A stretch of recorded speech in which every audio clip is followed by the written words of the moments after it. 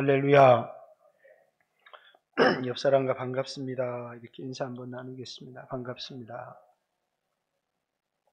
예.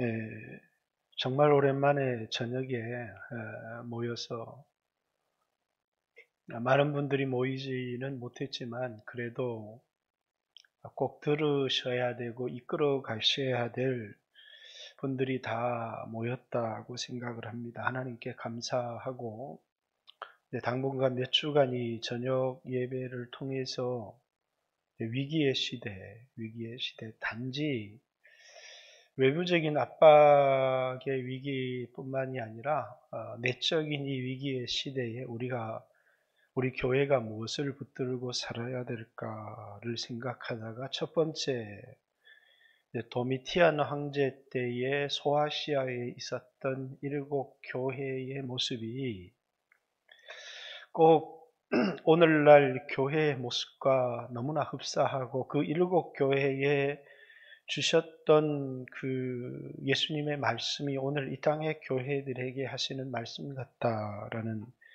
생각이 들었고, 그 중에서 하나님이 칭찬하시고 놀라운 축복을 약속한 교회, 빌라델피아 교회의 이제 말씀을 읽었습니다. 우리가 잘 알듯이 지금은 유럽이 굉장히 발전을 했지만 우리 이 당시만 해도 소아시아는 세계에서 가장 발전된 의료가 가장 발전돼 있었고, 약모 산업, 또 소금, 여러 과학 기술, 또 철학, 문화 이런 곳에 있어서 세계를 선도하고 주도하던 곳이 지금의 터키 지방이었고 소아시아 지방이었고, 이제 거기에 비해서 이제 지금 그리스나 또 유럽의 국가들은 아주 한참을 뒤졌던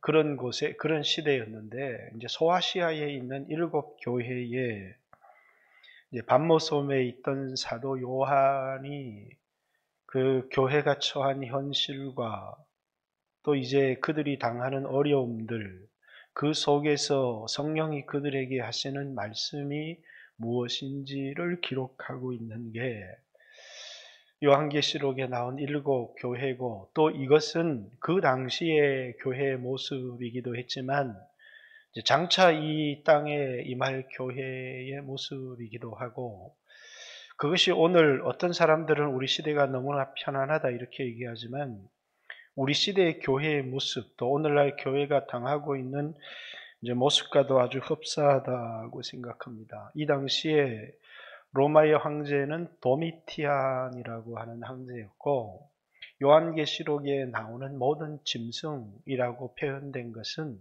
바로 이 도미티안 황제를 지칭하는, 그래서 요한계시록에 나오는 짐승은 황제인데 그 황제를 누구를 지칭하는 거냐면 도미티안 황제를 지칭하는 겁니다. 여러분들이 잘 알다시피 이제 기독교의 핍박은 네로, 물론 이제 그 앞에 유대교와 더불어 핍박을 이제 글라우디오 황제 때도 일종의 핍박이 있었지만, 이제 본격적인 핍박은 이제 네로 황제 때 AD 64년 로마에 불을 지르고, 그리고 그 네로의 강기가 이거 그리스도인들이 불을 질렀다 해서 이제 기독교에 대한 핍박이 시작되었고, 이제 그때 많은 사람들이 죽었을 뿐만 아니라 사도 바울도 로마 시민권을 가지고 있었지만 그때 이제 참수형을 당해서 죽임을 당했습니다.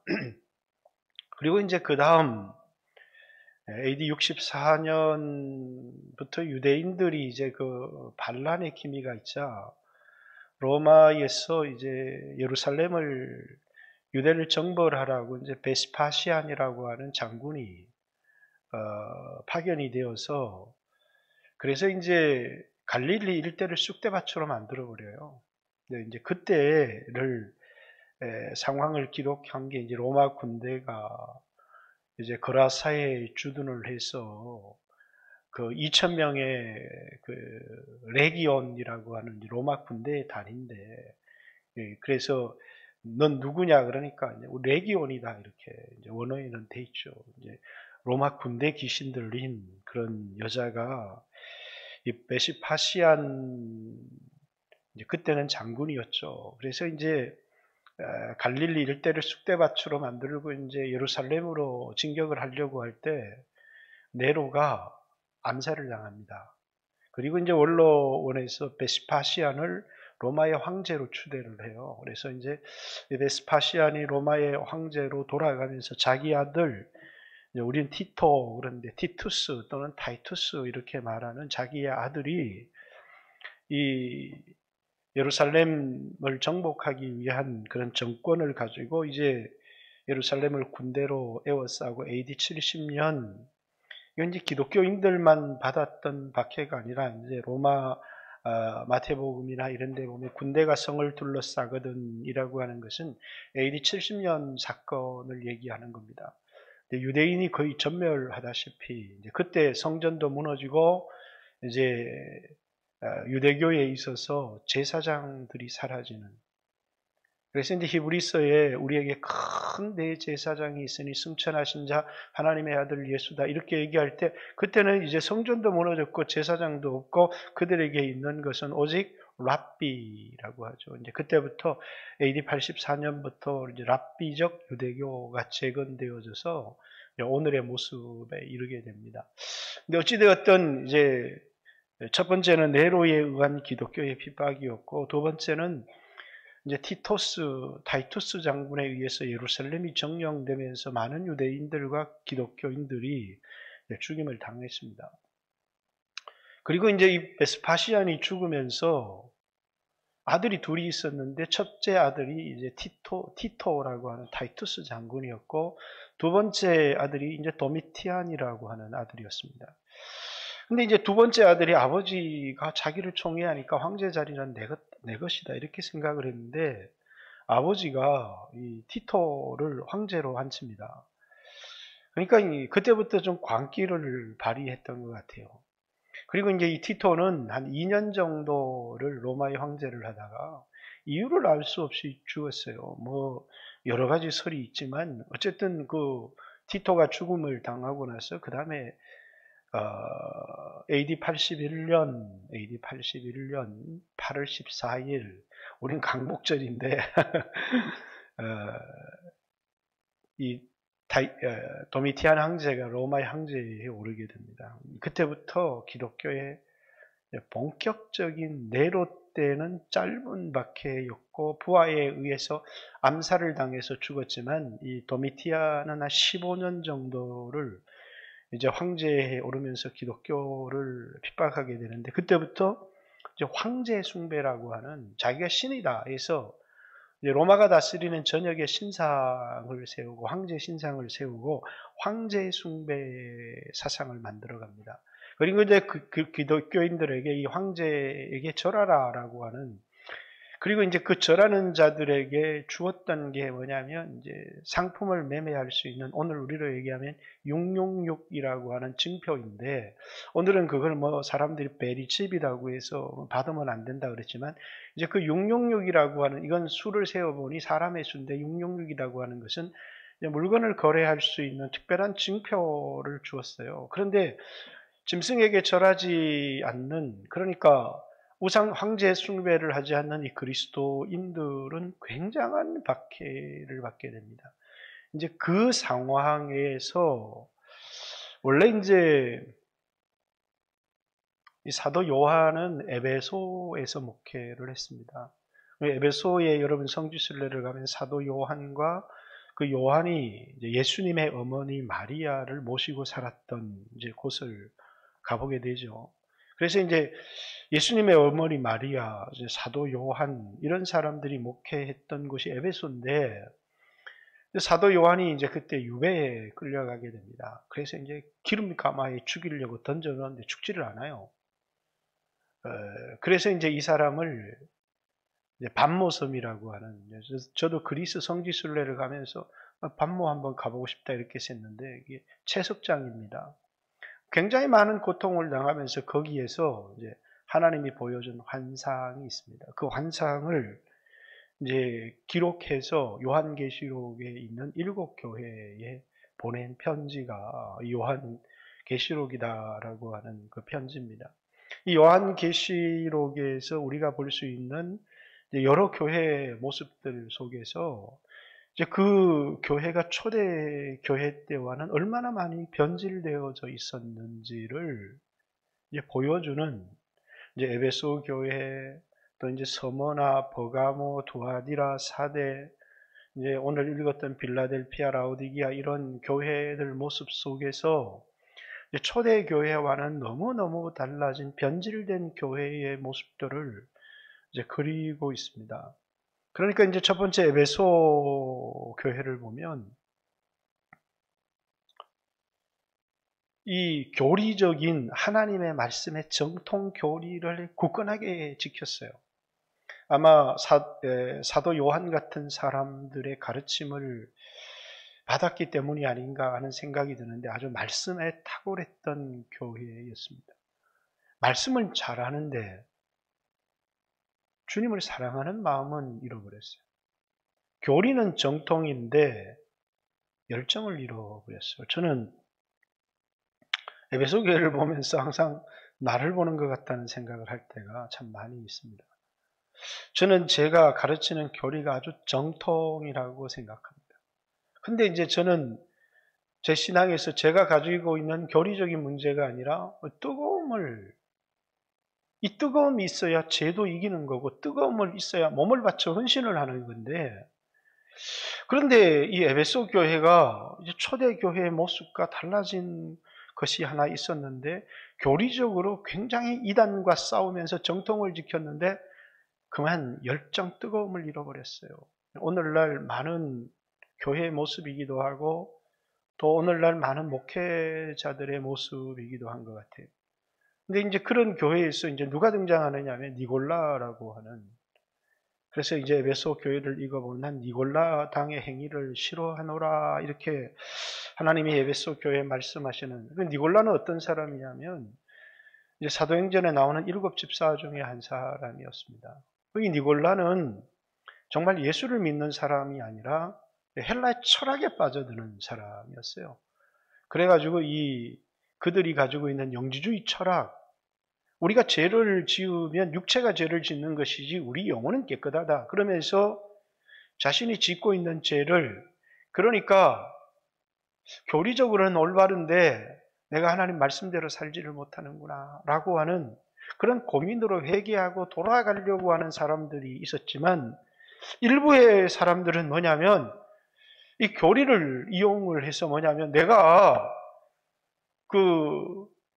예수님 피로 구원을 얻었는데 내가 육체가 죄를 짓고 산다고 해서 내 영혼이 구원을 얻지 못하는 건 아니다. 그러면서 니골라당의 이 행위, 교리에 빠지는 사람들이 있었습니다. 그러니까 오늘날 우리로 얘기를 하면 이제 기독교인인데 무슨 뭡니까 우리 여성 신학을 뭐라 그래요? 갑자기 생각이 안 나요. 이런 우리나라의 여성 신학에 빠지기도 하고 또 이렇게 종교다원주의에 빠지기도 하고, 누가 그러냐면 기독교인들이 그러거든요. 그죠? 그러니까 지금 이 대한민국 이 시대에 이렇게 가만 보면 정통 그리스도인들은 뉴스에 등장을 안 해요.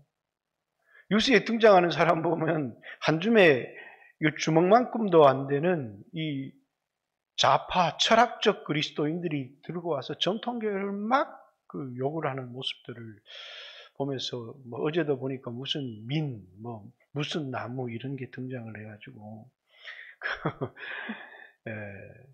하는 걸 보았습니다. 왜 그러냐? 이 시대의 사상에 이제 맞는 거거든요.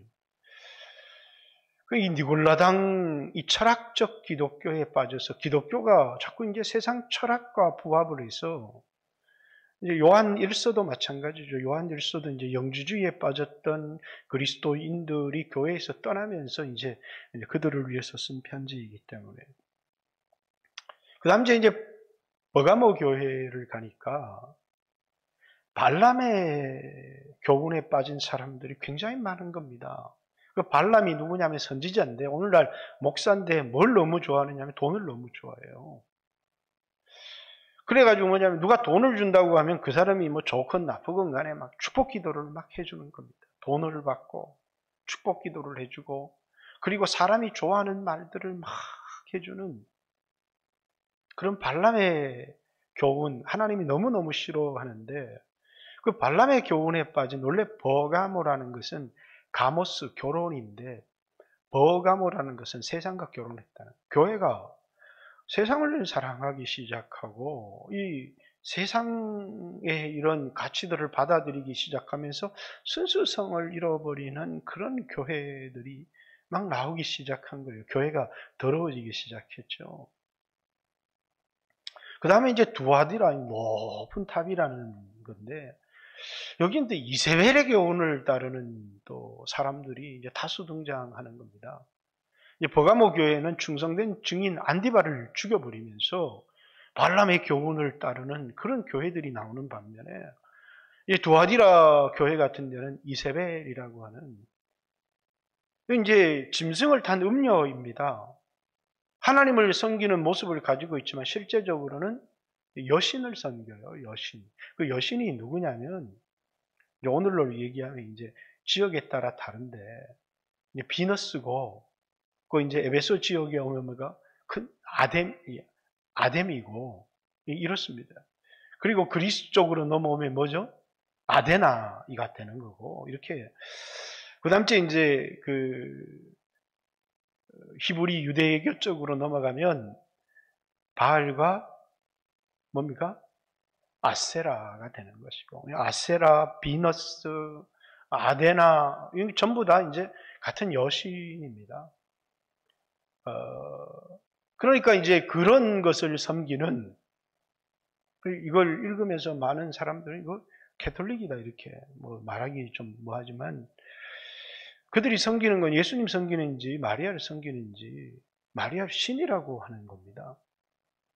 여러분 마리아가 우리가 섬겨야 될 신입니까? 마리아는 예수님을 아들이지만 주라고 이제 고백을 했던 죄가 있는 여인이었는데 그런데 이제는 이제 여신 이제 그 당시에 이제 여신 사상이 굉장히 많았고 그게 맞았던 거죠. 그래서 이 세상의 종교 중에 여신이 없는 그런 종교가 잘 없는데 오직 기독교에만 여신이 없어요. 그런데 캐톨릭의 여신이라고 말하지 않지만 죄가 없는 신이 등장을 합니다. 그게 누구냐면 마리아예요.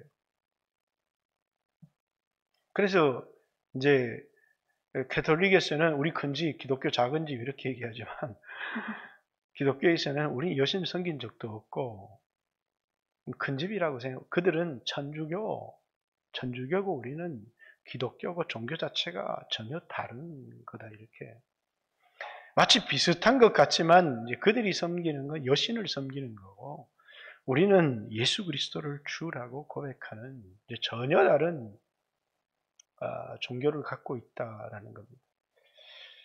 이제 거기에 비하해서 또 이제 사대교회라고 하는 교회는 뭐 특별히 신을 섬기는 건 없는데 얼마나 막 사람들도 들끓고 막 프로그램도 많고 막 살아있는 것 같아요. 근데 뭐라고요? 실상은 죽었어요. 막 사람들을 막 감정적으로 막 호소를 해서 막 뜨겁게 찬양도 하고 막 일어나는데 삶에 들어가 보면 그리스도인의 향기나 그리스도인의 그 빛된 모습이 전혀 없더라는 거예요. 아주 소수의 사람들에게 다 자신의 옷을 더럽혔는데 너희 헌옷을 더럽히지 아니하는 자가 있으니 그러면서 사대교회의 옷을 더럽히지 않는 이제 그 사람들을 위해서 끝까지 이기고 붙들고 승리하라 이렇게. 그런데 마치 이 사대교회는 오늘날에 막 이 뭡니까 막 살아있고 막 성장하고 굉장한 교회를 보는 것 같은데 실상은 뭐냐면 가만 들여다보니까 그 사람들은 전혀 살았다는 이름을 가졌지만 죽었더라는 거예요. 이제 더 심각한 교회가 마지막에 등장. 라오디게아 교회라고 하는 교회가 등장하죠. 뜨겁지도 않고 차갑지도 않고 그러면서 뭡니까? 우리는 부요하다. 자기의 실상을 몰라요. 그런데 너희 눈먼 것, 너희 벌거벗은 것, 너희 가련한 것을 알지 못하느냐. 회개하지 않으면 내가 너희를 토하여 내치리라 이렇게 할 만큼 아주 가증스러웠던 교회.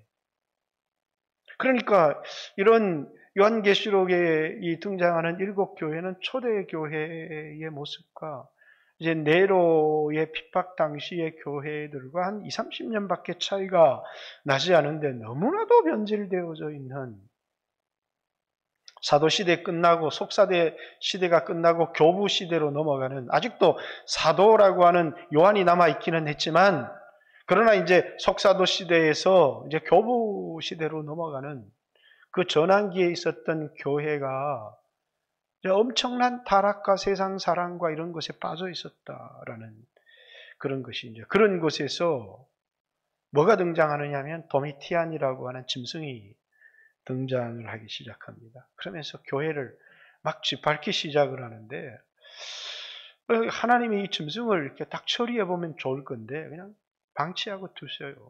왜 그러냐면 교회 보고 성령이 교회들에게 하시는 말씀을 들을지어다. 그러면서 다 요구하는 게 뭐냐? 회개예요, 회개.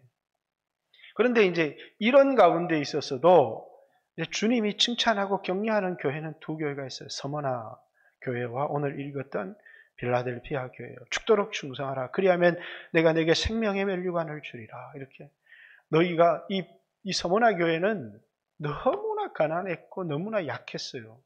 그래서 열등의식이라는 표현은 어떤지 모르지만 너희가 아주 가난한 것 같으나 실상을 말하는데 너희는 부유한 자다.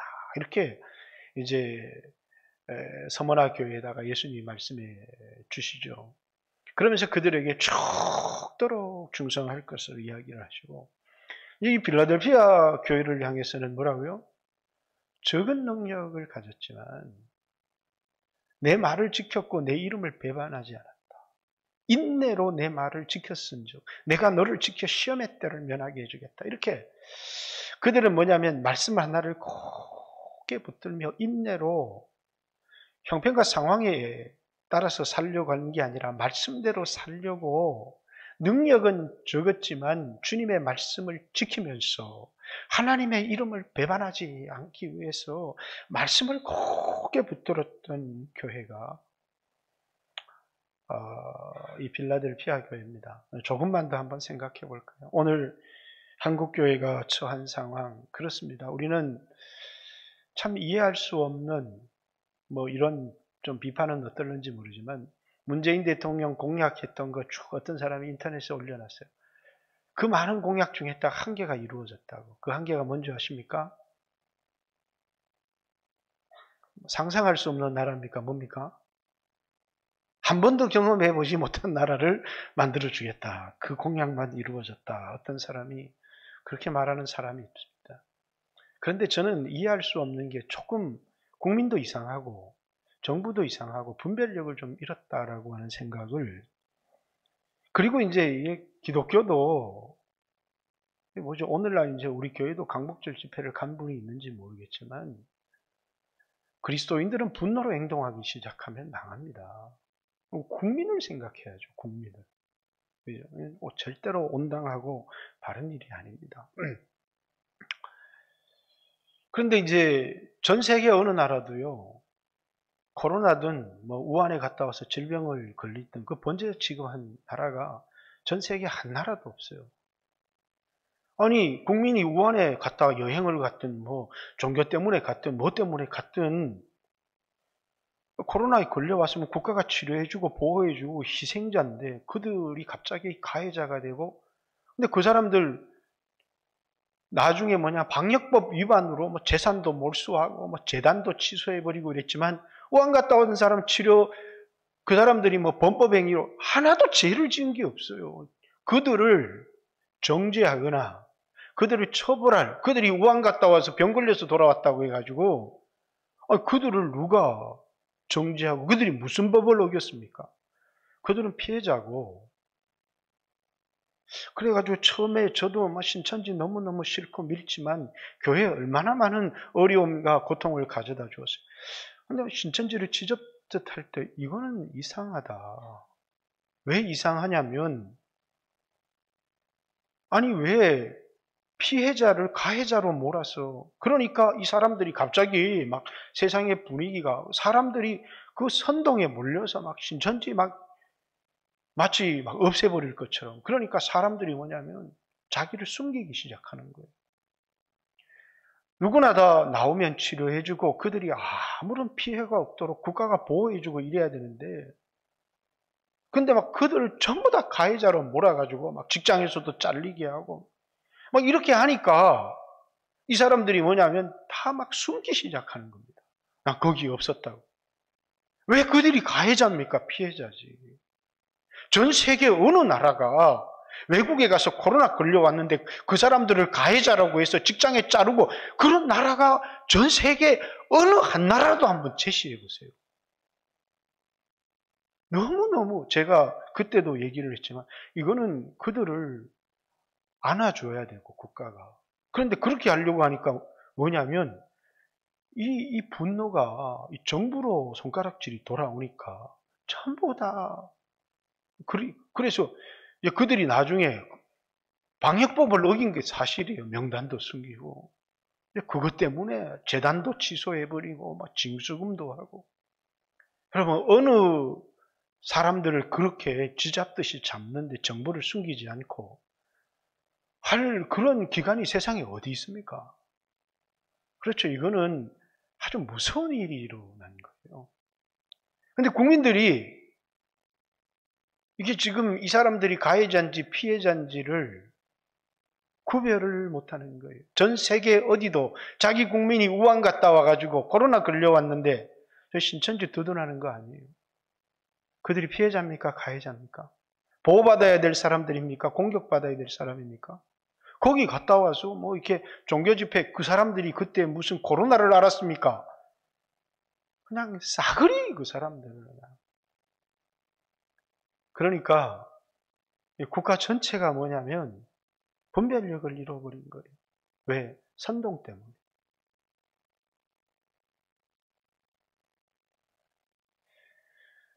네로가 로마에 불을 지르니까, 그리고 이제 누가 그랬어? 이러니까 쟤들이 그랬다는 거. 그래서 그때부터 기독교인들을 죽이기 시작했는데, 거기서 얼마나 수없는 그리스도인들이 죽었고, 근데 이제 네로도 살해를 당했습니다. 그런데 이제 로마 황제 최초의 원로원에서 네로에게 내린 형이 뭐냐면 기록말살형입니다. 기록말살형. 네로에 대한 기록은 싸그리 말살시켜버리라는 거예요. 왜? 이건 황제도 아니고 로마의 역사에 기록이 남는다는 자체가, 이런 인물이 황제로 기록된다는 자체가 너무 수치다 해서 기록말살형을 시킵니다. 로마 황제 중에서 두 사람이 기록말살형을 당하는데, 하나가 네로고 두 번째가 오늘 읽은 이 짐승인 도미티안입니다. 이 두 황제는 로마 원로원으로부터 기록 말살형이라고 하는, 다 그들은 뭐냐면 암살을 당했어요. 다 암살을 당했는데 이제 오늘 국회 같은 데서 내린 게 뭐냐면 대한민국 왕 또는 대통령으로서의 기록을 다 지워버려라 라고 하는, 대한민국 대통령으로서 너무 부끄럽다라는 것이죠. 기록 말살령을 내렸어요. 근데 어찌되었든지 간에 지금 우리나라도 굉장히 분별력을 잃었고, 그리고 이제 기독교는 왜 하나님이 이런 것들을 우리에게 허락했는가를 생각해야 돼요. 막 싸우겠습니까? 하나님 싸우라고 말한 것이 아니고 뭐 하라고 한 거예요? 회개하라고. 너무 많이 변질되었거든요, 우리가. 이런 것을 통해서 분별을 해야 되지만, 우리가 네로와 싸우겠습니까? 오늘 광화문으로 나가요? 그것은 하나님이 우리에게, 그건 자기들의 분노에 찬 것이지 하나님의 음성을 따르는 것이겠습니까? 저는 개인적으로 아니라고 생각해요. 그러면 저 일곱 교회에 계속해서 성령이 교회들에게 하시는 말씀을 들을지어다. 성령이 교회들에게 하는 말씀을 들을지어다. 그런데 이 빌라델피아 교회는 성령의 음성을 잘 들었어요. 그 가운데서 그들은 어떤 삶을 선택했느냐 하면, 보세요. 아주 대형 교회들이 있었어요. 에베소 교회는 아주 대형 교회였어요. 라우디게아 교회는 아주 대형 교회였어요. 사대 교회는 우리가 지금도 흔적이 남아있지만 아주 큰 대형 교회였어요. 빌라델피아 교회는 시골의 아주 작은 교회였어요. 그런데 이 전체를 살린 이 교회는 에베소 교회도 아니고 빌라델피아 교회도 사대 교회도 아니었어요. 하나님께서 이 빌라델피아 교회를 인해서 전체 교회의 시험의 때를 면하게 해주시겠다고 아주 놀라운. 왜? 그들은 이 어려울 때 뭘 붙들었느냐 하면 그들은 작은 능력을 가진 교회였는데 우리가 뭘 해? 이렇게 생각한 게 아니라 말씀을 붙들었어요. 적은 능력을 가지고도 내 말을 지키고 내 이름을 배반하지 않았다. 이렇게 얘기를 하는 거예요. 하나님이 오늘날 한국교회도 우리에게도 어려움이 있죠. 우리 영광교회가 당하는 어려움은 어려움도 아닙니다. 저도 지난주도 얼마나 민감하고 예민하고 그래도 우리가 오늘 이제 드리는 이 수는 합법적인 예배이지만 여름 성경학교 학생회 수련회 그리고 여기 막 음악 소리만 나가도 이제 전쟁이니까 드럼 못 치게 드럼 쳐도 우리 아무 문제 없어요. 그런데 주민들을 자극하고 싶지 않아요. 차가 이렇게 나가는데 옆에 우리 교회 옆에 차가 서 있는데 여기 이제 시청으로부터 여기 볼록 렌즈를 세우라고 허가를 받고 나서도 요거 좀 지나고 나서 주민들과 갈등을 좀 왜? 어느 교회든지 간에 코로나 걸려서 검사가 나오면 방역수칙 위반을 찾아내지 못할 교회는 대한민국에 단 한 교회도 없어요. 그러니까 참 어려운 것이죠. 그리고 그렇게 되어져서 어떻게 해서든지 우리가 막 이렇게 하겠다 하지만 성도들이 약한 사람들이 우르르 무너져요. 중요한 것은 소수의 사람이지만 하나가 돼야 돼요. 집중해야 되는데 이 시대는 우리가 우리의 에너지를 이것도 하고 저것도 하고 이렇게 막 분주하고 막 여행도 다니고 이럴 게 아니고 딱 한 가지에 집중을 해야 되는 거예요. 그게 뭐냐면 듣고 순종하는 거예요. 하나님 말씀을 조용히 듣고 그리고 내 자신을 그 말씀 앞에 비추어 보고 내가 교리적으로는 딱 정통에 서 있다고 해도 내 안에 뜨거운 열정이 없구나. 그러면서 내가 헌신을 잃어버렸고 말씀에 순종하기 위해서 살았던 이전에 첫사랑을 가졌을 때 그 뜨거웠던 신앙이 나에게는 없어서 하나님이 이렇게 지금 나를 책망하고 계시는구나. 어떤 목사가 돈 때문에 목사 된 사람이 있어요. 이 땅에 돈 때문에 목사를 시작한 사람이 없지만 나중에는 돈에 모이는 목사들이 너무 많이 나오잖아요. 제가 좀 웃기는 이야기지만 우리 침신대가 이번 그 침례신문에다가 장학금 수혜 혜택 이제 일반 학교 중에 전국 1위 이렇게 해서 이제 한국장학재단으로부터 이제 장학금을 수혜받은 그 학교가 이제 1등이 가이스트예요. 그건 이제 전 학생들에게 장학금을 주니까 2등이 광주에 있는 지스트예요. 3등이 울산에 있는 유니스트예요. 그리고 4등이 포스텍이에요. 그리고 이런 모든 학생에게 장학금을 주는 학교가 아닌 학교 중에서 장학금 혜택 1위, 전국적으로는 5위예요. 침신대. 자랑스럽습니까? 뭘 의미하는 건지를 아세요? 침례교 목사가 제일 가난하다는 걸 의미하는 거예요. 왜? 침신대 학생의 35%가 목사자녀예요, 목사자녀.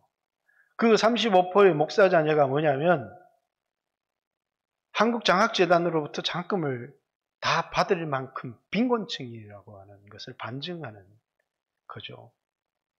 그러니까 그건 자랑거리가 아니고, 그죠? 우리, 다른, 고시는 어떻고, 감시는 어떤지 모르지만, 어떤 신학 계통의 학교 중에서도 침례교 목사가 가장 가난하다는 것을 이제 반증하는 기록이죠. 왜? 가난하기 때문에 한국장학재단에서 그들에게 이제 국장을 많이 이렇게 준 것입니다. 말은 좀 빗나갔지만 어찌되었든지 간에 목사들이 처음 목회를 하려고 할 때 돈 때문에 목회를 시작한, 이거 목사가 돈 버는 일이구나. 여러분, 목사가 돈 버는 일인 사람이 없어요. 그죠? 제가 이제 뭐 학벌로 보나 살아온 것으로 보나 여러분보다 별로 가난해야 될 이유가 없는데, 그러나 저는 여러분의 평균에 이르지를 못합니다. 그러나 제가 얘기를 합니다. 우리 집내교 목사 중에서 저는 탑입니다. 그럼 뭘 의미하는 건 줄 아세요? 그만큼 우리 집내교 목사들이 가난하다는 것을 의미하는 것이죠. 왜? 그들은 아무도 돈 때문에 목회를 시작한 사람들이 없어요. 그러나 워낙 가난하고 어렵고 힘들다 보니까 돈을 사랑하는 사람들이 되어져 버렸어요. 그럼 그게 우리에게 있어서 얼마나 큰 비극인지 몰라요. 누가 돈을 준다고 하면 돈이 갑자기 커 보이기 시작하고, 돈 앞에 작아지기 시작하고, 좋은 차 앞에 작아지기 시작하고, 그래서 가끔씩 이제 목사님들을 보면 자기의 가진 것과는 전혀 다름없는 허세에 찬 차들이 너무 많아요. 그걸 왜 그럴까요? 너무 강한 열등의식들을, 너무나 자기 자신이 작아 보이기 때문에 그럴 거예요. 어느 순간 이 세상을 살아가면서 처음에는 주님을 사랑하는 마음으로 시작했고, 처음에는 성령으로 시작했는데 자꾸 변질되어져요. 이 코로나나 또는 이런 사회가 오늘 그런 우리들의 모습을 돌아보면서, 주님, 저에게 이 몸 한 몸 누일 공간만 있으면 전 주의를 하고 싶습니다 라고 했던 그 청년 시절의 열정으로 돌아가야 되는데, 근데 자꾸 우리는 비교를 하게 되는. 왜? 어느 순간 돈 때문에 시작했던 것이 아니지만 어느 순간 돈을 위해서는 술집을 해도 축복해주고 뭘 해도 축복해주는 발람과 같은 선지자들이 수없이 일어나고 있는 그런 상황 가운데 우리가 살아가고 있는 것이죠. 그런 상황 속에서 오늘 코로나는 하나님이 우리에게 코로나를 보내는데, 이건 이 세상 방법으로도 할 수 있으면 좋겠지만 안 되잖아요. 하늘이 열려야 되는데, 이 하늘이 열리는, 그래서 하늘의 은혜가 쏟아지기 시작하면요, 코로나도 사라지고, 그리고 교회를 핍박하는 사람들도 다 기록 말살령, 암살, 우리가 손을 대지 않아도 하나님이 다 하세요. 왜? 역사를 움직여 가시는 분이 하나님이시기 때문이죠. 우리가 해야 될 것은 뭐냐면 회개고, 초대교회 원래 순수하게 탄생했던 그 교회로 돌아가는 거예요. 우리는 힘이 많이 없지만, 우리 교회는 대형교회도 아니고, 어떤 사람들은 중형교회는 속한다. 중형교회도 이르지 못하는, 만약에 중형교회라고 해도 제일 끝에 붙은 이런 아주 미약한 교회입니다.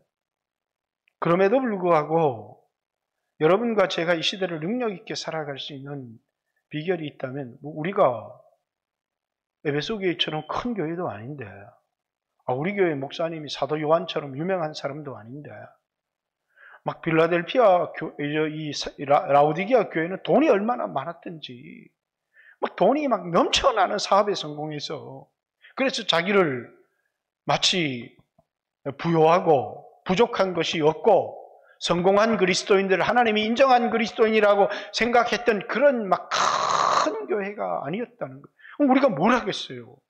그러나 우리가 할 수 있는, 정말 할 수 있는 게 있다는 거예요. 그게 뭐냐면 이 세상을 구하고 이 땅을 구할 수 있는, 우리가 할 수 있는 것이 있는데, 그게 뭐냐, 우리의 적은 힘이지만, 우리의 가진 적은 능력이지만 한 곳에 탁 집중하는 거예요. 이만기가 이봉거리를 넘어뜨리는 거 보셨죠? 그냥 확 넘어뜨리는데 마치 다윗이 골리앗을 넘어뜨리듯이 확 넘어뜨리는데, 그건 딱 하나예요. 자기의 가진 집중력을 한순간에 집중하는 것이죠. 여러분과 제가 오늘 이 시대에 이 하나에 딱 집중을 해야 되는데, 그게 뭐냐면 적은 능력을 가지고 있지만 주님의 말씀을 듣고 지키려고 하는 일에, 거기 우리가 온 힘을 집중해야 된다는 거예요. 다른 거 하다 보면 어떻게 좀 내가 말씀을 소홀히 했구나, 이러다 보면 우린 다 넘어가는 거예요. 오늘 이 시대에 우리는 이 세상을 바꿀 수 있어요. 우리 힘으로 바꾼다는 것이 아니라 하나님이 우리를 보시고 다윗의 열쇠를 가지신 이 누구예요? 다윗의 후손으로 천국 문도 여시고 이 세상의 모든 문제의 해결자 키를 가지고 계신 그분이 내가 내 앞에 열린 문을 두노니 이렇게 말씀해 주시는 거예요.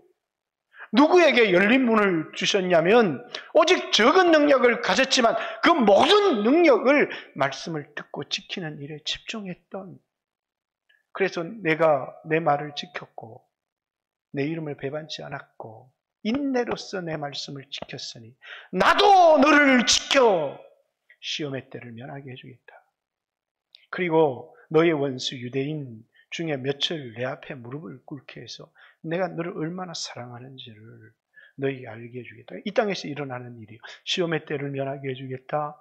내가 너를 사랑하는 줄 알게 해주겠다. 마지막 때 내 이름을 하늘 성전 예루살렘 성에 기록해 줄 뿐만 아니라 성전에 기둥이 되게 해주겠다. 이건 마지막에 우리에게 그런 삶을 살았던 사람들에게 이루어질 그런 약속들을 우리에게 기록하고 있는 것이라는 거예요.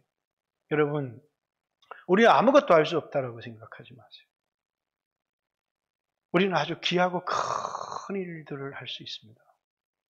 그래서 저 같은 사람도 회개하고 돌아가야 돼. 다시 아는 것이 아니라 뜨거워지는 것이 중요하구나. 사랑하는 것. 하나님이 원하는 건 아는 것이 아니고 분별하는 것이 아니라 하나님을 뜨겁게 사랑하기 때문에 아는데 순종할 힘이 없어요. 왜? 사랑하지 않으면 순종할 힘이 없어요.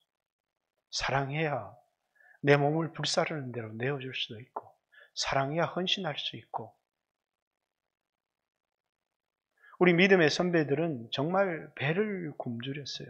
근데 사랑했어요. 사랑했어요. 주님을 사랑했다는 거. 원로 목사님도 임천에 교회를 지었는데 왜 그 임천에 교회를 지어놓고 그때는 마산 영광교회와 임천교회는 비교할 수도 왜 이리로 왔느냐.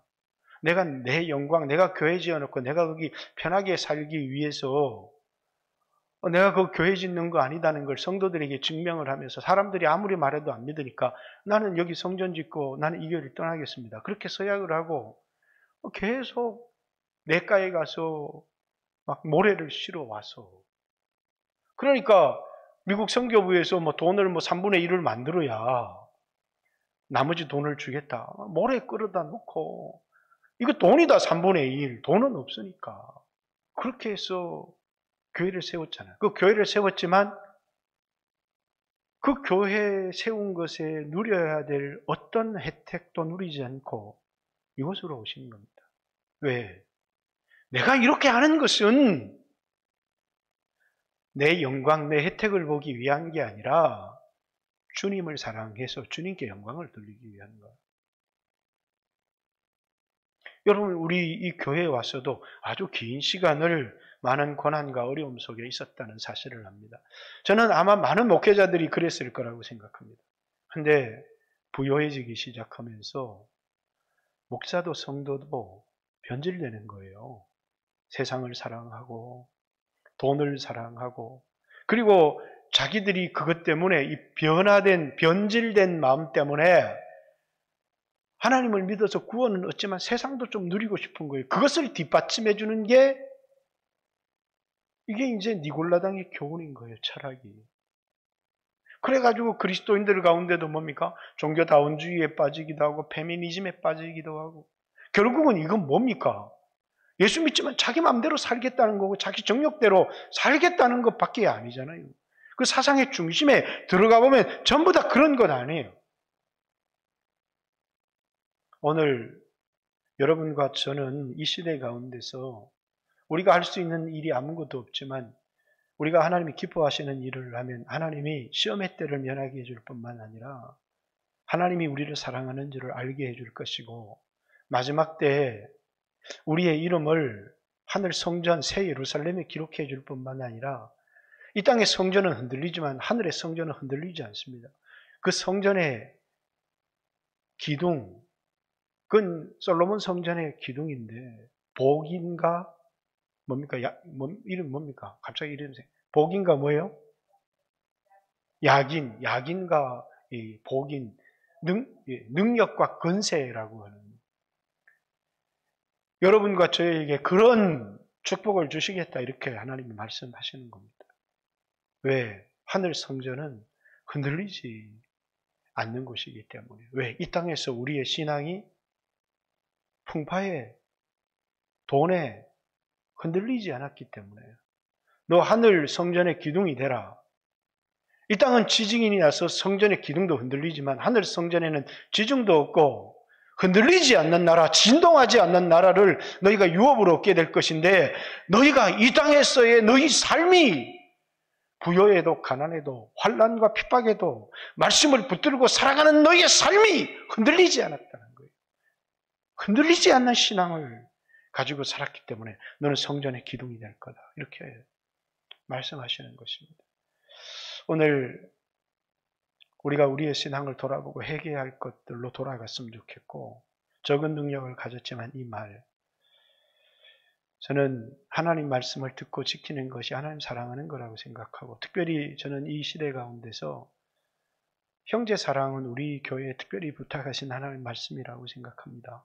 그래서 계속해서 형제 사랑이라는 말이 참 제 마음속에도 너무나 먼 것이었지만 복음 속에서 이걸 들여다보기 위해서 요한일서 강해를 이렇게 그 부분을 집중적으로 이렇게 하고 있습니다.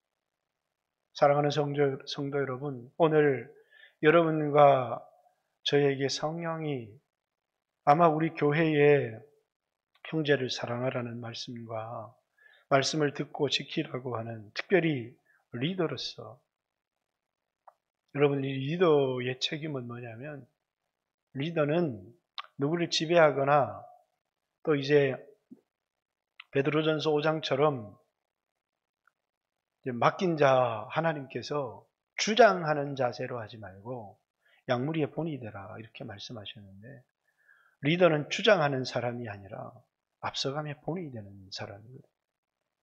근데 뭘 허물어버리면 안 되느냐면 기준을 허물어버리면 안 돼요. 근데 리더의 삶이 봐라 목사도 저렇게 살지 않냐. 장로님도 저렇게 살지 않고 우리 리더도 저렇게 살지 않는데 그러면서 사람들은 성경은 이렇게 돼 있지만 누가 그렇게 살아? 우리 셀 리더도 그렇게 안 사는데 우리 장로님도 그렇게 안 사는데 우리 목사님도 그렇게 안 산대. 그러면 이 리더의 가장 큰 책임은 뭐냐면 하나님이 세우는 벽, 기준을 와르르 허물어버리는 거예요. 우리는 기준을 세우는 사람이에요. 우리가 뭘로 기준을 세우고 성벽을 견고하게 세우느냐 하면 우리의 삶을 통해서 하나님 말씀이 이렇게 되기 때문에 우리는 이렇게 산다 라고 하는 것이 사람들에게 세상은 뭐라고 하든지 우리는 하나님 말씀 그것이 세상과 우리를 구별하는 견고한 벽이 되어지는데 우리의 삶이 그 벽을 허물어버리기 시작하는 거예요. 그리고 성도들도 파라 목사님도 장로님도 우리 셀리더도 뭐 권사님도 다 그렇게 사는데 그러면서 교회는 뭐가 허물어지기 시작하느냐면 벽이 허물어지면 교회는 세상과 교회의 구별하는 기준점이 사라지기 시작해요. 제가 요한일서를 통해서 계속 시금석 세상과 우리가 무엇이 다른지 오늘 리더인 여러분과 저가 짓는 가장 큰 죄 중에 하나가 뭐일 수 있느냐면 기준을 무너뜨려버리는 여러분들이 오늘 이 시대를 살아가면서 기준을 벽을 세상과 교회 사이에 견고한 벽을 세우는 이방인과 유대인 사이 하나님과 우리 사이에 막힌 담은 예수님 육체로 다 허물었지만 세상과 우리 사이에는 허물 수 없는 견고한 벽이 있는 거예요. 그 벽은 누가 세우는 거냐면 느헤미야가 성전의 벽을 세웠잖아요. 그 벽을 세우는 중요한 원칙은 말씀대로 이게 하나님의 백성이다라고 하는 오늘 여러분과 저도 리더로서 양무리들을 주장하는 자세가 아닌 모범 말씀에 순종하는 삶을 통해서 세상과 우리를 구별하는 견고한 벽을 세워나가는 그런 리더들이 되어지기를 주님의 이름으로 부탁하고 하나님은 분명히 우리를 기뻐하실 것이고 우리를 얼마나 사랑하시는지를 나타내 줄 것이고 시험의 때를 면해서 우리에게 수없는 시험이 온다고 할지라도 그걸 넘어서게 하는 은혜를 우리에게 주실 것입니다. 같이 한번 주여 하신 우리 하나님 앞에 한번 기도드리겠습니다. 오늘 우리 영광교회 모든 성도들도 또 모든 리더들도 적은 능력을 가지고 있지만 우리의 이 적은 힘을 하나에 집중할 수 있게 해주십시오. 기도에서 하늘 문을 여는 것과 하나님 말씀을 듣고 지키는 이 일에 우리가 집중할 수 있게 해주세요. 그리고 오늘날 수없는 좌파 기독교도 등장하고 분노에 찬 기독교도 등장하지만 우리는 하나님을 사랑하고 이웃을 사랑하고 묵묵히 말씀을 지켜가는 그 길을 걸어가게 해주십시오. 같이 한번 주여 하신 우리 하나님 앞에 기도합니다. 주여